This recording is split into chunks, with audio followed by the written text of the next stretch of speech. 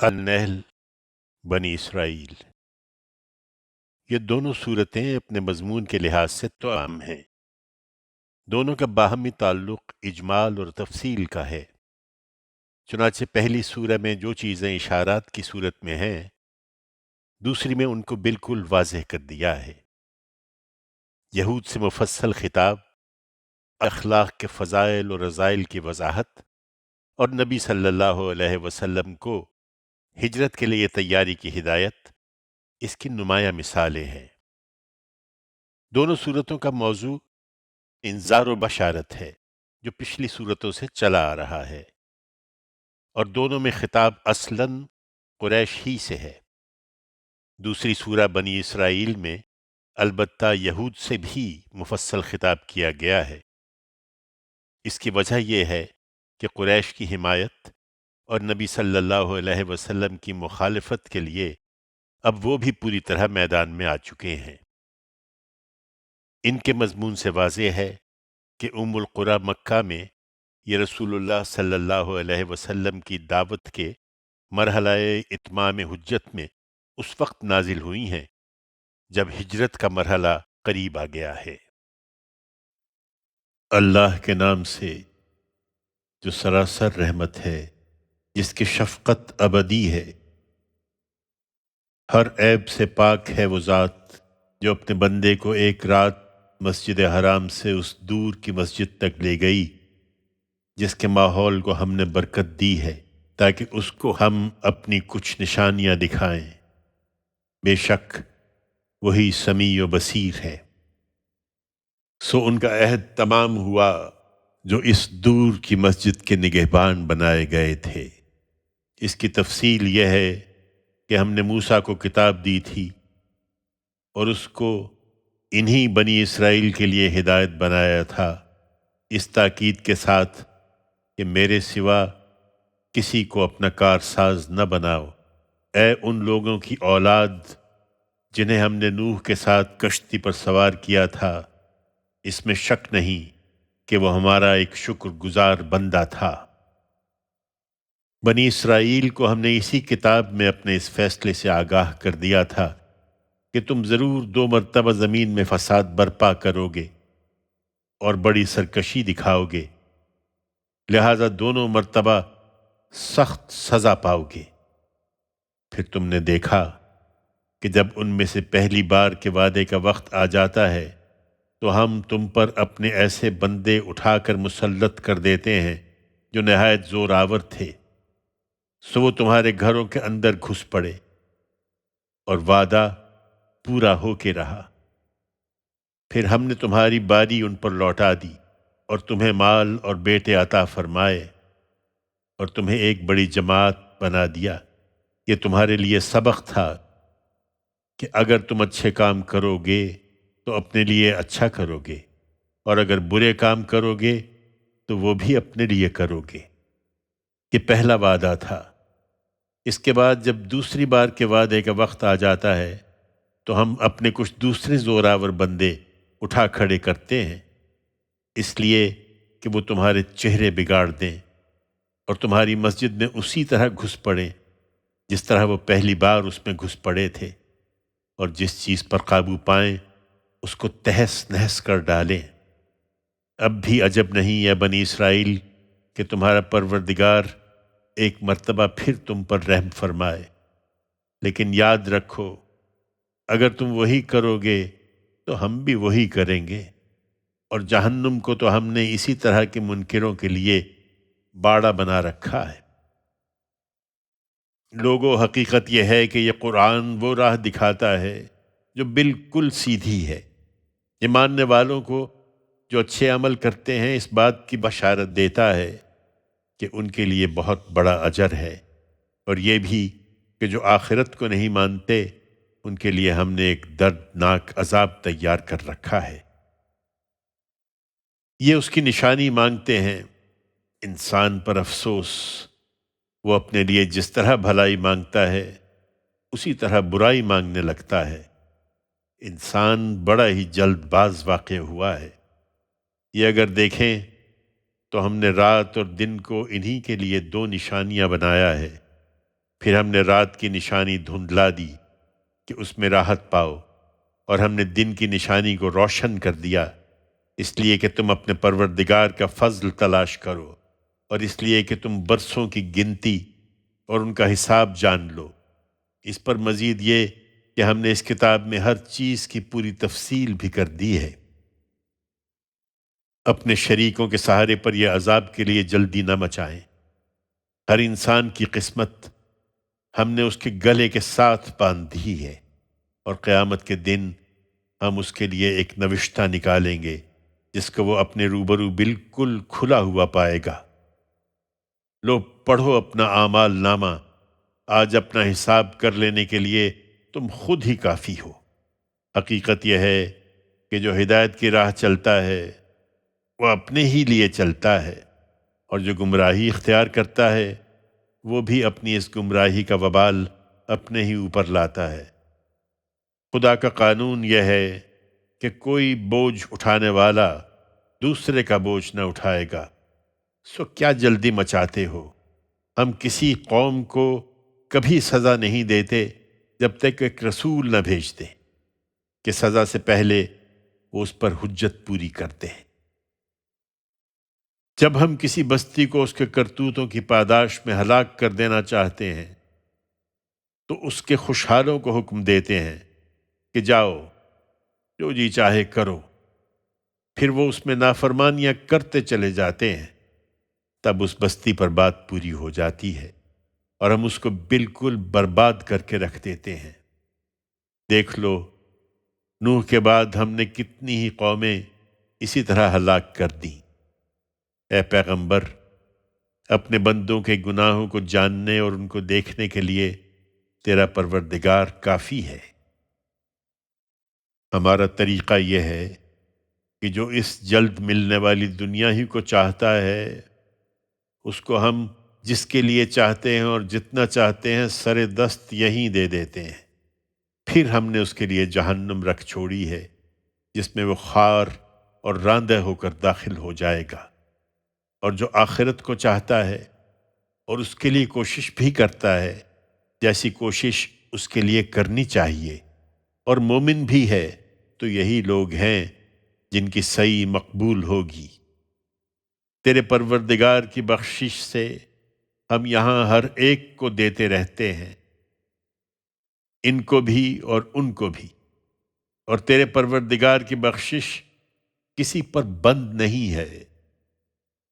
دیکھ لو ان کے ایک کو دوسرے پر ہم نے کس طرح فضیلت دے رکھی ہے، اور آخرت کے درجے اور اس کی فضیلت البتہ کہیں بڑھ کر ہے۔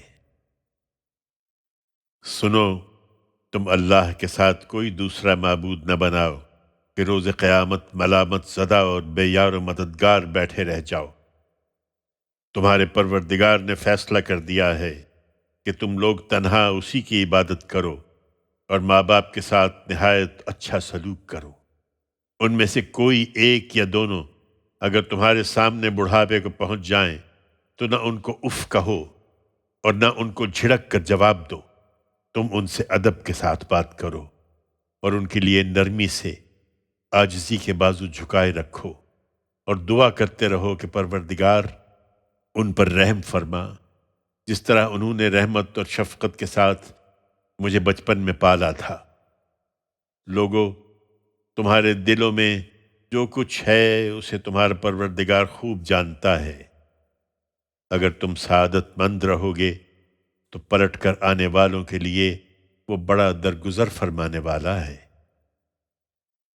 تم قرابت دار کو اس کا حق دو، اور مسکین اور مسافر کو بھی، اور مال کو بیجا نہ اڑاؤ، اس لیے کہ مال کو بیجا اڑانے والے شیطانوں کے بھائی ہوتے ہیں، اور شیطان اپنے رب کا بڑا ہی ناشکرا ہے۔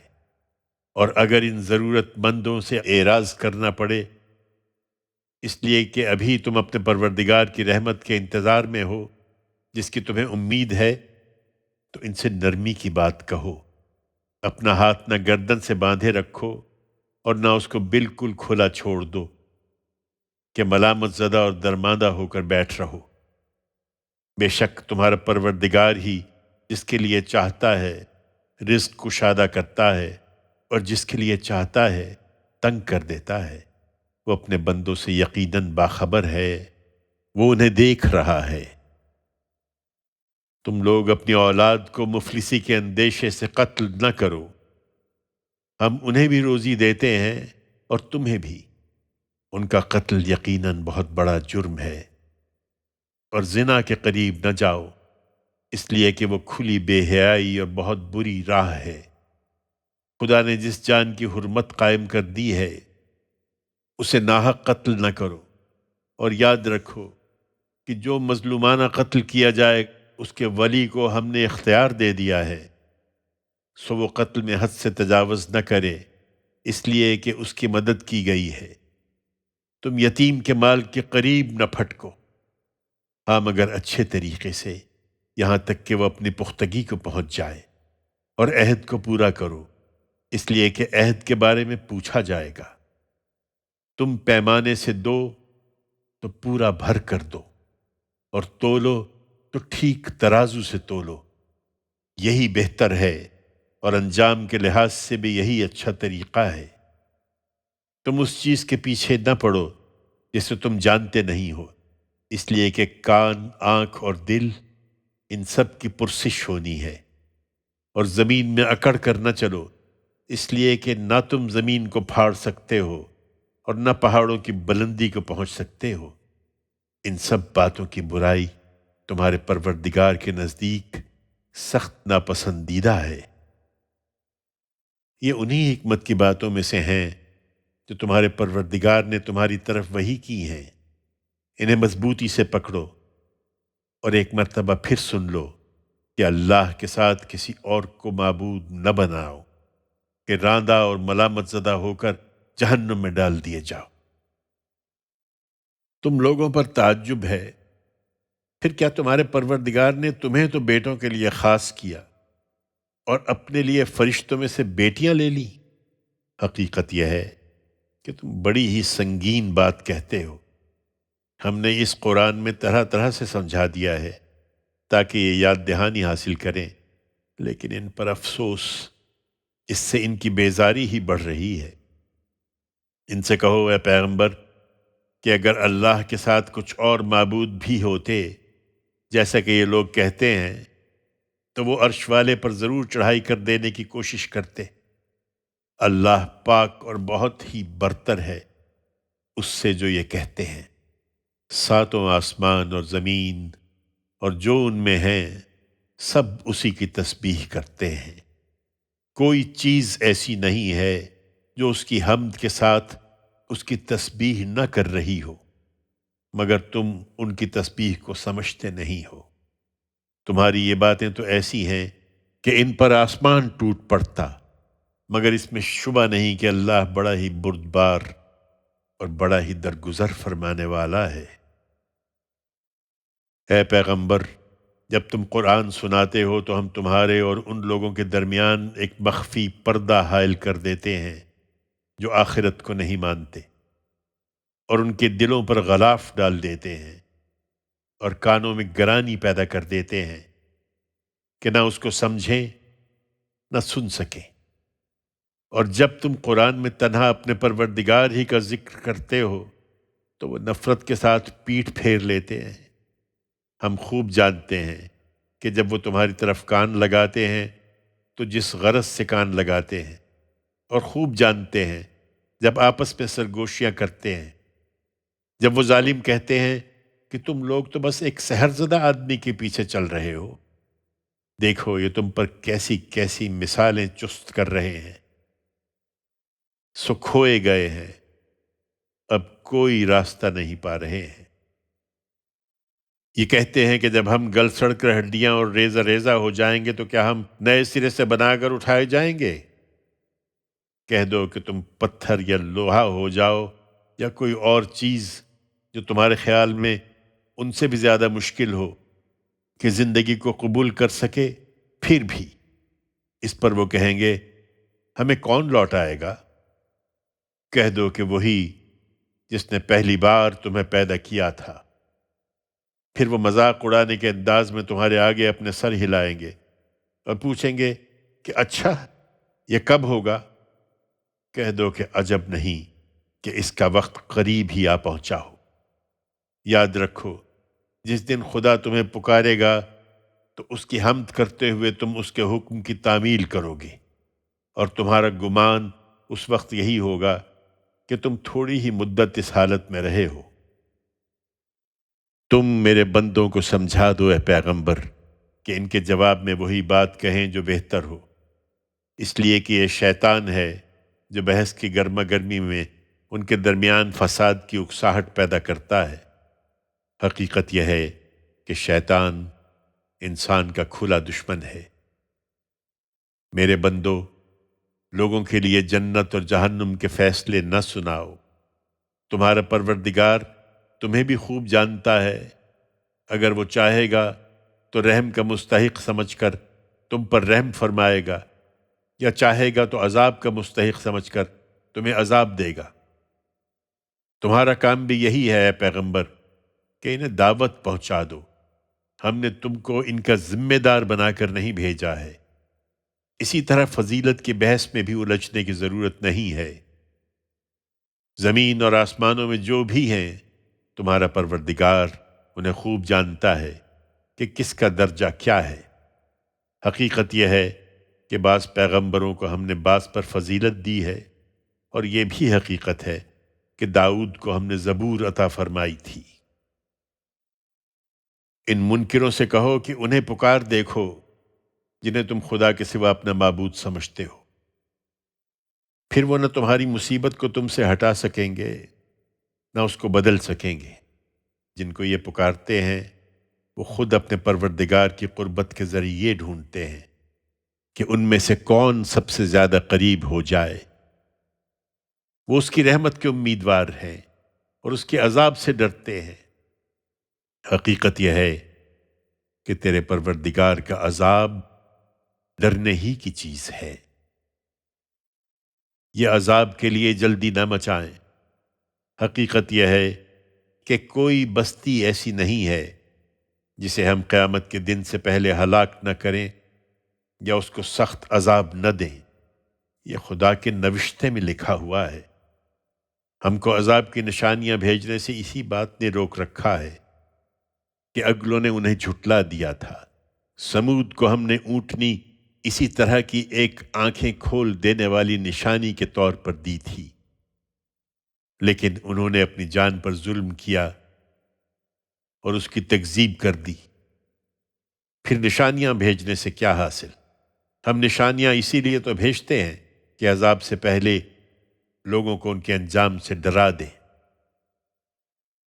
تم یاد کرو جب ہم نے اسی تنبیہ و تخویف کے لیے تم سے کہا تھا کہ تمہارے پروردگار نے ان لوگوں کو گھیرے میں لے لیا ہے، اور یہ اس کا مذاق اڑا رہے تھے، اور ہم نے جو رویا تمہیں دکھایا اس کو بھی ہم نے ان کے اسی رویے کی وجہ سے ان لوگوں کے لیے بس ایک فتنہ بنا کر رکھ دیا، اور اس درخت کو بھی جس پر قرآن میں لعنت کی گئی ہے۔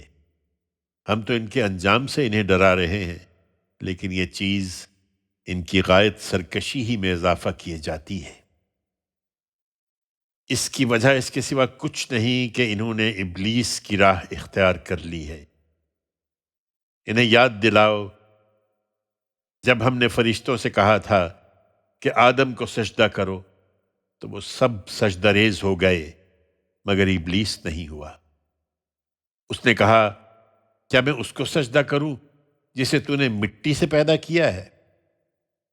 اس نے مزید کہا، دیکھ تو صحیح، یہی ہے جس کو تو نے مجھ پر عزت دی ہے۔ اگر تو مجھے قیامت کے دن تک مہلت دے تو میں تھوڑے لوگوں کے سوا اس کی تمام اولاد کو چٹ کر جاؤں گا۔ فرمایا، اچھا تو جا، پھر ان میں سے جو تیری پیروی کریں گے وہ سب جہنم کا ایندھن ہے، اس لیے کہ جہنم ہی تم سب لوگوں کے لیے پورا پورا بدلہ ہے۔ ان میں سے جس پر تیرا بس چلے تو اپنے غوغا سے انہیں گھبرا لے، ان پر اپنے سوار اور پیادے چڑھا لا، ان کے مال اور اولاد میں ان کا ساجھی بن جا اور ان سے وعدے کر لے۔ حقیقت یہی ہے کہ شیطان جو وعدے ان سے کرتا ہے دھوکے کے سوا کچھ نہیں ہوتے۔ میرے بندوں پر ہرگز تیرا کوئی زور نہ چلے گا، اور کارسازی کے لیے اے پیغمبر تیرا پروردگار ہی کافی ہے۔ لوگو، تمہارا پروردگار وہی ہے جو تمہارے لیے سمندر میں کشتی چلاتا ہے تاکہ تم اس کا فضل تلاش کرو۔ اس میں شبہ نہیں کہ وہ تمہارے حال پر بڑا مہربان ہے۔ تمہیں جب سمندر میں مصیبت پہنچتی ہے تو جن کو پکارتے ہو وہ سب بھولے بسرے ہو جاتے ہیں، صرف وہی ایک یاد رہ جاتا ہے۔ پھر وہ جب تمہیں خشکی کی طرف بچا لاتا ہے تو منہ موڑ جاتے ہو۔ حقیقت یہ ہے کہ انسان بڑا ہی ناشکرا ہے۔ سو کیا اس بات سے بے خوف ہو گئے ہو کہ وہ اسی خشکی کی طرف لے جا کر تمہیں زمین میں دھسا دے، یا تم پر پتھر برسانے والی ہوا بھیج دے، پھر تم کسی کو اپنا کارساز نہ پاؤ؟ یا اس سے بے خوف ہو گئے ہو کہ تمہیں دوبارہ سمندر میں لے جائے، پھر تم پر ہوا کا سخت طوفان بھیج دے اور تمہاری ناشکری کے بدلے تم کو غرق کر دے، پھر تم اپنے لیے کوئی ایسا حمایتی نہ پاؤ جو اس پر ہمارا پیچھا کرنے والا ہو۔ ہم نے بنی آدم کو عزت بخشی ہے اور خشکی اور تری میں ان کو سواری عطا فرمائی ہے، اور ان کو پاکیزہ چیزوں کا رزق دیا ہے، اور اپنی بہت سی مخلوقات پر انہیں نمایاں فضیلت دی ہے۔ اس پر بھی وہ ناشکری کرتے ہیں۔ انہیں یاد رکھنا چاہیے جس دن ہم سب لوگوں کو ان کے رہنماؤں سمیت بلائیں گے، پھر جن لوگوں کو ان کا اعمال نامہ ان کے دائیں ہاتھ میں پکڑایا جائے گا وہی اپنا اعمال نامہ خوشی سے پڑھیں گے، اور ان کے ساتھ ذرہ برابر ناانصافی نہ ہوگی۔ اس کے برخلاف جو اس دنیا میں اندھے بنے رہے وہ آخرت میں بھی اندھے اور راستے سے بہت دور پڑے ہوئے ہوں گے۔ اے پیغمبر، قریب تھا کہ یہ اس چیز سے ہٹا کر تم کو فتنے میں ڈال دیں جو ہم نے تمہاری طرف وحی کی ہے، تاکہ اس قرآن کے سوا تم کوئی دوسری بات ہم پر افترا کر کے پیش کرو۔ اگر تم ایسا کرتے تو یہ ضرور تمہیں اپنا دوست بنا لیتے، اور اگر یہ بات نہ ہوتی کہ ہم نے تمہیں مضبوط بنائے رکھا تو بعید نہیں تھا کہ تم بھی ان کی طرف کچھ جھک پڑو۔ اگر ایسا ہوتا تو ہم تمہیں زندگی اور موت دونوں کا دوہرا عذاب چکھاتے، پھر تم ہمارے مقابلے میں اپنا کوئی مددگار نہ پاتے۔ یہ اس سرزمین سے تمہارے قدم اکھاڑ دینے کے درپے ہیں تاکہ تم کو یہاں سے نکال دیں، لیکن اگر ایسا ہوا تو تمہارے بعد یہ بھی کچھ زیادہ دیر ٹھہرنے نہ پائیں گے۔ تم سے پہلے اپنے جو رسول بھی ہم نے بھیجے ہیں ان کے بارے میں اس سنت کو یاد رکھو، اور ہماری اس سنت میں تم کوئی تبدیلی نہ پاؤ گے۔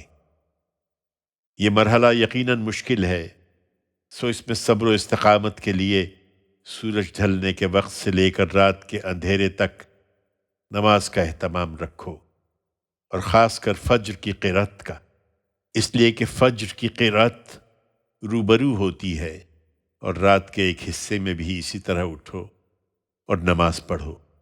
یہ تمہارے لیے مزید براں ہے۔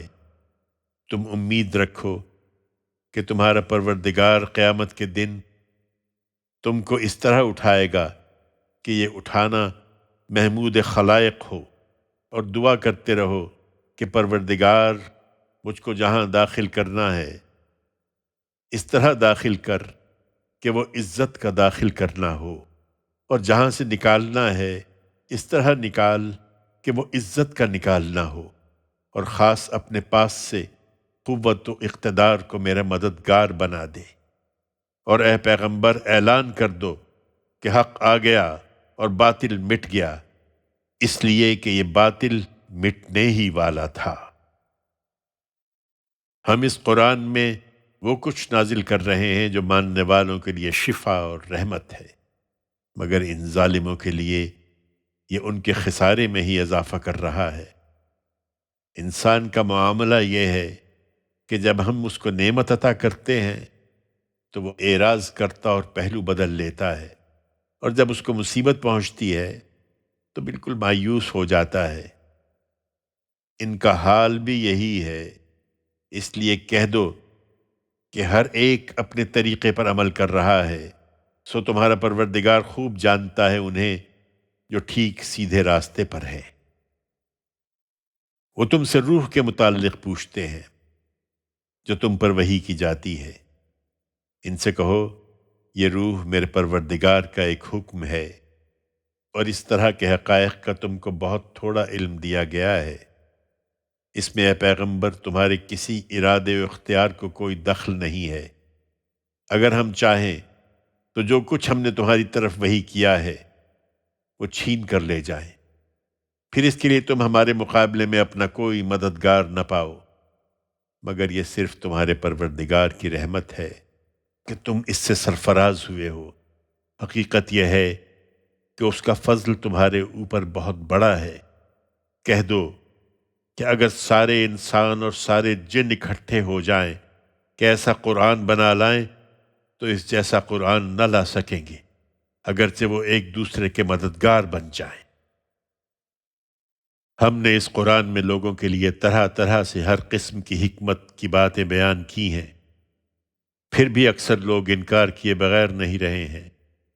انہوں نے کہہ دیا ہے کہ ہم تمہاری بات نہ مانیں گے جب تک تم ہمارے لیے زمین سے کوئی چشمہ نہ جاری کر دو، یا تمہارے لیے کھجوروں اور انگوروں کا کوئی باغ پیدا نہ ہو جائے، پھر اس کے بیچ میں تم بہت سی نہریں نہ دوڑا دو، یا جیسا کہ تم کہتے ہو ہمارے اوپر ٹکڑے ٹکڑے آسمان نہ گرا دو، یا اللہ اور اس کے فرشتوں کو لا کر ہمارے سامنے کھڑا نہ کر دو، یا تمہارے پاس سونے کا کوئی گھر نہ ہو جائے، یا ہماری آنکھوں کے سامنے تم آسمان میں نہ چڑھ جاؤ، اور ہم تمہارے چڑھنے کو بھی ماننے کے نہیں ہیں جب تک تم وہاں سے ہم پر کوئی کتاب نہ اتارو جسے ہم پڑھیں۔